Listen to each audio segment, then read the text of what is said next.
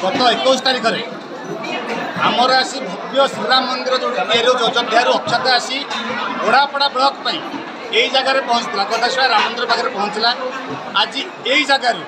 प्रति पंचायत स्तर को अक्षत चाउल जीव वो अक्षत एठू आसी अयोध्या राम मंदिर आसी बर्तमान कौन हम प्रति गाँ गाँ को जो उद्देश्य होजे साधारण जनता सब ब्लॉक सहित ओडापड़ा ब्लॉक साधारण जनता समस्ते राम मंदिर हाँपाई भव्य राम मंदिर अर्थदान करते स्वरूप फलस्वरूप आज कौन समस्त निमंत्रण करने 1 तारीख रु आसंता 15 तारीख भितर गाँ निमंत्रण हम तेणु से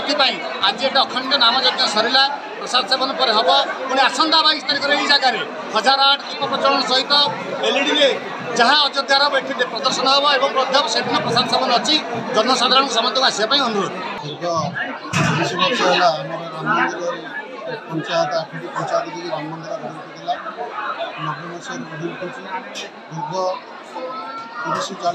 30 वर्ष हम प्रत्येक वर्ष नववर्ष में 108 हनुमान चालीसा करने सहित देशर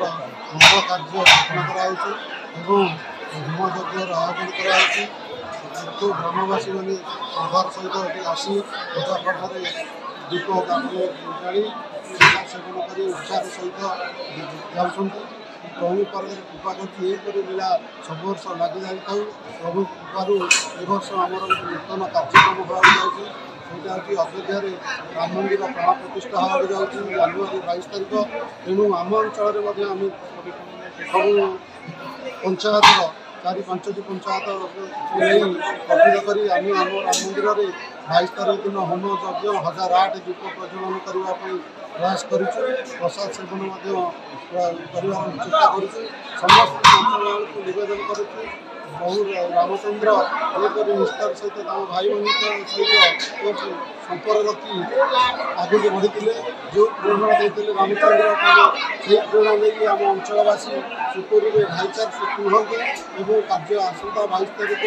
कार्यक्रम को सफलमंडित करने आम अंचलवासी अनुरोध करने सहित हाथ